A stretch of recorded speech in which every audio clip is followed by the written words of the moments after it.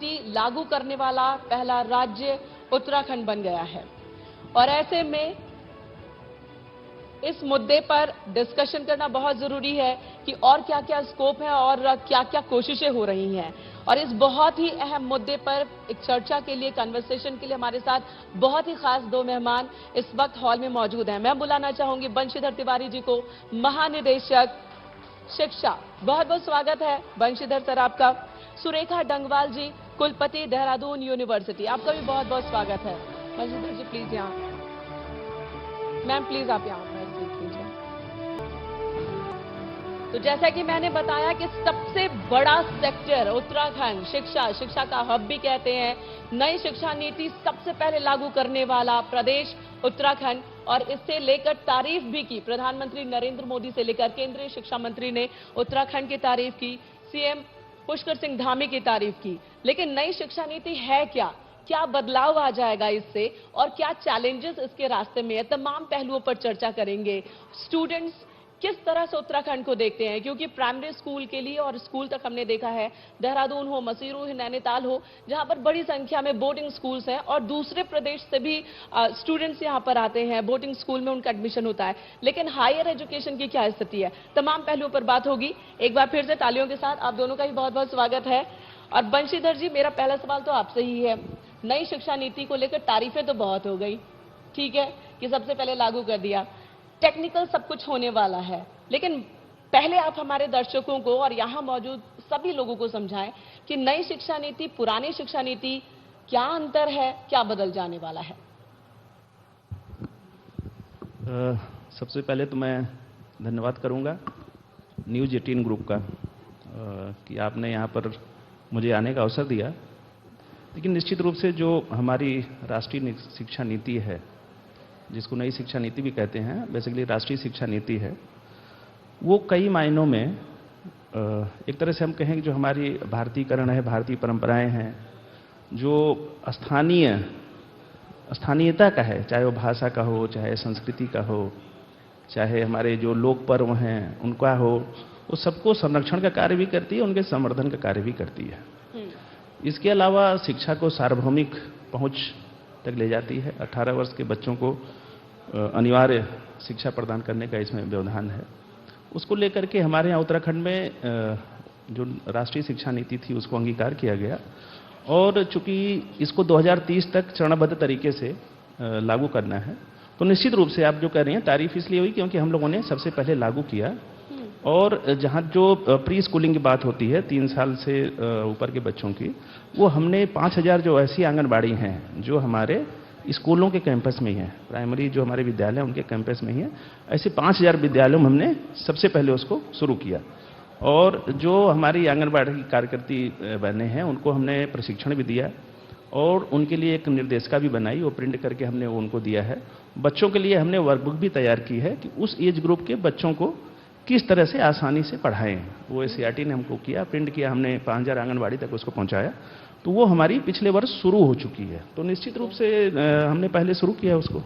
आपने शुरू कर दिया, आंगनबाड़ी को जोड़ा है आपने शिक्षा नीति से, लेकिन उनमें चुनौतियां क्या हैं, कैसे ट्रेनिंग आप दे रहे हैं, टीचर्स को कैसे ट्रेनिंग दे रहे हैं, क्योंकि बहुत कुछ बदल रहा है, ऑनलाइन, टेक्निकल, बहुत सारी चीजें उसमें चेंजेस हो रहे हैं, उस पर भी बात करेंगे। लेकिन मैम अब अगला सवाल आपसे है हायर एजुकेशन को लेकर। जहां तक बात प्राइमरी एजुकेशन की होती है, बहुत तारीफें उत्तराखंड बटोरता है, बट हायर एजुकेशन का जैसा ही मौका होता है, स्टूडेंट्स बाहर चले जाते हैं, दिल्ली, चंडीगढ़, मुंबई या किसी और जगह रुक कर लेते हैं। उन स्टूडेंट्स को रोकने के लिए क्या हो रहा है? आपके माइक को थैंक यू सो मच, आपने मुझे यहाँ पर बुलाया। मैं न्यूज़ 18 का आभार प्रकट करना चाहती हूँ। आपने कहा हायर एजुकेशन को रोकने के लिए क्या किया जा रहा है। अगर मैं स्पेसिफिकली दून विश्वविद्यालय की बात करूं तो दून विश्वविद्यालय का मैंडेट ही ये है कि जिन सब्जेक्ट्स में बहुत ज़्यादा स्टूडेंट यहाँ से दिल्ली यूनिवर्सिटी जा रहा है, उसको पहाड़ में कैसे रोका जाए, उत्तराखंड के अंदर कैसे रोका जाए, और हम इसमें सक्सेसफुल हुए हैं। बहुत सारे ऐसे न्यू कोर्सेज हमने अभी इंट्रोड्यूस भी किए हैं। बीए ऑनर्स साइकोलॉजी एक ऐसा सब्जेक्ट है जिसमें 40 सीट्स हैं, लेकिन बहुत सारे बच्चे आवेदन करते हैं। इंफ्रास्ट्रक्चर वाइज हम अभी 40 से ही उसे स्टार्ट कर पाए। स्कूल ऑफ बायोलॉजिकल साइंस है, स्कूल ऑफ फॉरेन लैंग्वेजेस हैं और बहुत ही कॉम्पिटिटिव हमारा एंट्रेंस एग्जाम होता है जिसमें अप्लाई बहुत बच्चे करते हैं और दून यूनिवर्सिटी उनकी फर्स्ट चॉइस होती है। और अगर मैं ये कहूँ कि एज ए वाइस चांसलर मैं अपने honourable chief minister, honourable chancellor जो गवर्नर ऑफ उत्तराखंड हैं, उनका आभार इसलिए प्रकट करना चाहती हूँ कि कभी भी हायर एजुकेशन जब ग्रो करता है तो उसके लिए ऑटोनॉमी की ज़रूरत होती है। और जब भी मैं ऑनरेबल चीफ मिनिस्टर से मिलती हूँ तो वो हमेशा एक बहुत ही मॉरल बूस्टअप करते हैं कि मैं आपके साथ हूँ, आपको जो भी करना है आप उसको करिए और सरकार आपके साथ है। तो ये जो एक वातावरण है, ये न्यू एजुकेशन पॉलिसी और नेशनल एजुकेशन पॉलिसी को इम्प्लीमेंट करने के लिए बहुत ज़रूरी है। और अगर मैं ये कहूँ कि आपने सपोर्ट का जिक्र किया, ये मेरा अगला सवाल आपसे था कि किस तरह के सपोर्ट मिल रहे हैं, लेकिन अभी ठीक है, इस पर हम आगे बात करते हैं। आपने कहा नेप यानी कि न्यू एजुकेशन पॉलिसी, वो राष्ट्रीय एजुकेशन पॉलिसी पीएम मोदी का विजन भी है और इसको लागू करने की दिशा में जो चुनौतियां हैं वो क्या है, क्योंकि जाहिर सी बात है इंफ्रास्ट्रक्चर की हमें जरूरत है नेप के लिए। किस तरह के चैलेंजेस हैं, किस तरह का सपोर्ट है, ये भी बताइए। देखिए, माननीय मुख्यमंत्री जी के द्वारा एक पूरे प्रदेश के लिए उत्तराखंड एट 25 जो उन्होंने एक विजन दिया है, उसमें पूरे प्रदेश को एक आदर्श स्थिति में लाने के लिए हर विभाग अपनी एक कार्ययोजना तैयार कर रहे हैं। उसमें शिक्षा विभाग के द्वारा भी पूरी एक हम लोग कार्ययोजना बना रहे हैं। अभी अगर शिक्षा विभाग की दृष्टि से देखें तो हमारे लिए केवल एक मेजर चैलेंज इस समय जो है वो नेट कनेक्टिविटी का है और उसके लिए भी भारत सरकार भी प्रयास कर रही है। 1200 मोबाइल टावर्स उन्होंने सैंक्शन किए जो लगने की प्रक्रिया में है। समय के साथ use of ICT in education system जो हमारा वो भी होना चाहिए। अच्छा, ये क्या है 40 लाख स्टूडेंट, ये कौन सा लक्ष्य, क्या लक्ष्य है? सारे अगर सारे विभाग को मिला देते हैं, सब्जेक्ट्स को मिला देते हैं तो 40 लाख स्टूडेंट का लक्ष्य, एक टारगेट नहीं, वो तो टोटल जो हमारे प्राइमरी से लेकर हायर एजुकेशन तक मुझे लग रहा है छात्र संख्या की बात कर रही हैं। लेकिन मैं ये कह रहा हूँ कि जो हमारे अगर आप चुनौतियों की बात करें, मुझे लगता है नेट कनेक्टिविटी एक हमारे यहाँ एक इश्यू है जिसको हम लोग सॉर्ट आउट कर रहे हैं। बाकी पर्वतीय क्षेत्रों में देखें तो अगर जो हमारा नेशनल अचीवमेंट सर्वे हुआ था नेस की अगर हम बात करें तो पहाड़ी क्षेत्र को मुझे लग रहा है चुनौतियों को टैलेंट हमारा काउंटर कर देता है। तो नेस में हमारे पर्वतीय क्षेत्र के बच्चे अच्छी परफॉर्मेंस है उनकी। हाँ, वो कहते हैं कि पहाड़ पर जिंदगी पहाड़ जैसी होती है, तो ये सबके लिए होती है, हाँ, स्टूडेंट्स के लिए भी तो और टीचर्स के लिए नेस में भी। उनकी अच्छी परफॉर्मेंस है। और मैं आपको बता दूं, जैसे जो राष्ट्रीय कला उत्सव हुआ था पिछले इस साल हम प्रथम आए हैं उसमें। इसके पहले जो लोकवाद्य वाला हुआ था उसमें भी हमारे चक्राता के बच्चे आए थे, उसमें राष्ट्रीय स्तर पर हम प्रथम आए थे। उसके पहले जो एक नृत्य का कंपटीशन हुआ था राष्ट्रीय स्तर पर, उसमें पिथौरागढ़ के हमारे बच्चे आए थे। तो पिछले साल से हम लोग नेशनल लेवल पे फर्स्ट पोजीशन मेंटेन किए हुए हैं। आपने मुझे तस्वीर भी दिखाई थी, हालांकि इस वक्त मैं यहाँ मौजूद अपने दर्शकों को नहीं दिखा पाऊंगी, लेकिन बहुत ही खूबसूरत इन्होंने पेंटिंग दिखाई अभी थोड़ी देर पहले जो क्लास 3 के स्टूडेंट ने बनाई है, जिससे अवार्ड मिला नेशनल लेवल पर।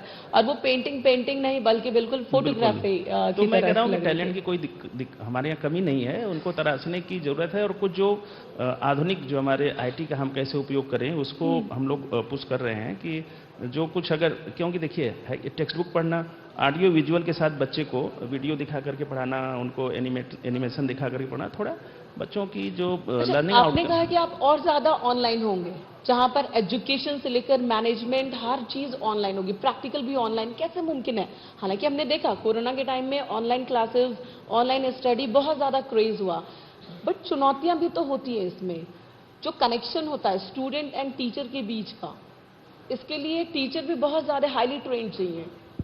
किस तरह से ये कर रहे हैं? नहीं, बिल्कुल देखिए आपकी बात सही है। उसके लिए विद्या समीक्षा केंद्र हमारे यहाँ सरकार ने निर्णय लिया है, राज्य सरकार ने, कि हम लोग विद्या समीक्षा केंद्र पूरे प्रदेश में लागू करेंगे। और उसको हमने शुरू भी कर दिया है, कार्यदायी संस्था भी उसमें नामित हो गई है।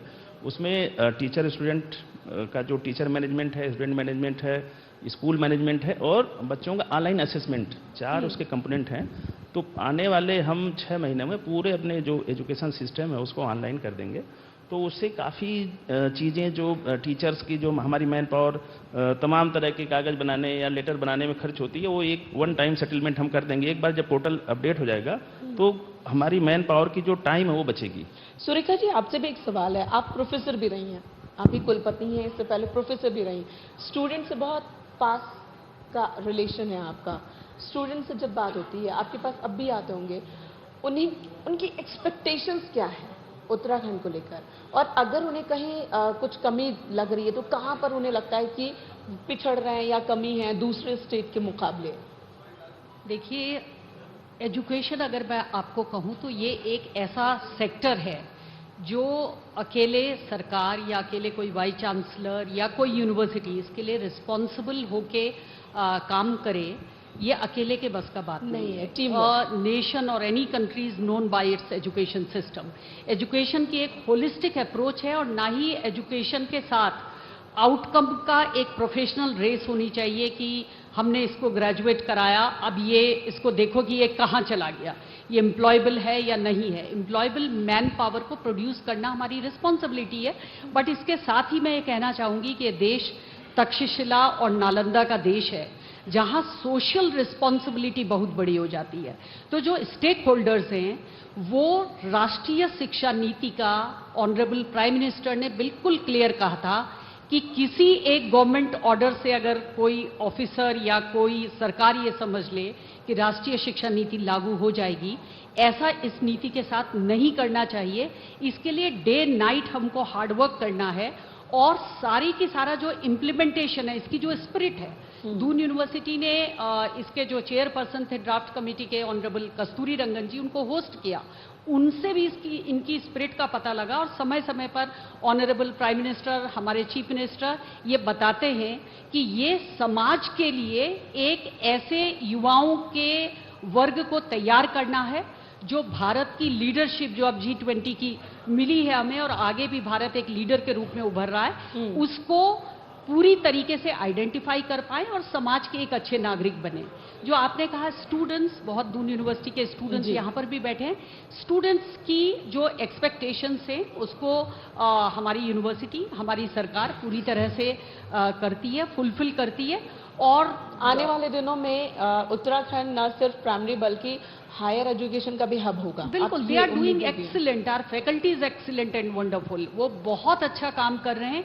जो भी बच्चे ग्रेजुएट करके मास्टर्स करते हैं, वो विश्व की सबसे बड़ी यूनिवर्सिटीज में, वेल नोन यूनिवर्सिटीज में एडमिशन उन्हें मिलता है। जो PhD करते हैं उन्हें पोस्ट डॉक अमेरिकन और यूरोपियन यूनिवर्सिटी में उनको प्लेसमेंट मिलता है।